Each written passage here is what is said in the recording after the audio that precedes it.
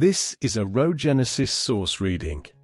Public domain ancient and sacred texts read chapter by chapter as source material for later motif mapping and interpretation. Today's reading is of chapter 12, the Book of Genesis. Young's literal translation, Robert Young, 1862. And Jehovah saith unto Abram, Go for thyself from thy land, and from thy kindred, and from the house of thy father, unto the land which I shew thee. And I make thee become a great nation, and bless thee, and make thy name great, and be thou a blessing. And I bless those blessing thee, and him who is disesteeming thee I curse, and blessed in thee have been all families of the ground.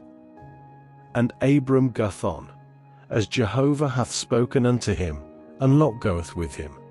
And Abram, a son of 75 years, in his going out from Charan. And Abram taketh Sarai his wife, and Lot his brother's son, and all their substance that they have gained, and the persons that they have obtained in Charan. And they go towards the land of Canaan, and they come into the land of Canaan. And Abram passeth over into the land, unto the place Shechem, unto the oak of Moreh, and the Canaanite then in the land. And Jehovah appeareth unto Abram, and saith, To thy seed I give this land. And he buildeth there an altar to Jehovah, who hath appeared unto him. And he removeth from thence towards a mountain at the east of Bethel, and stretcheth out the tent, Bethel at the west, and Hai at the east.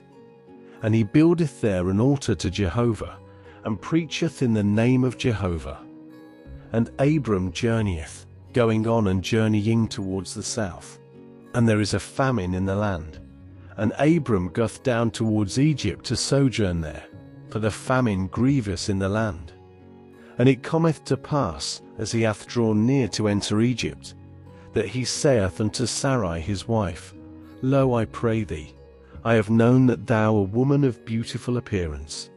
And it hath come to pass, that the Egyptians see thee, and they have said, This his wife, and they have slain me, and thee they keep alive.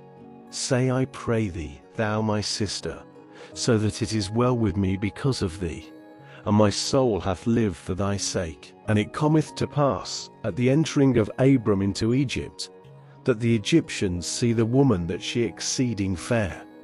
And princes of Pharaoh see her, and praise her unto Pharaoh. And the woman is taken Pharaoh's house. And to Abram he hath done good because of her.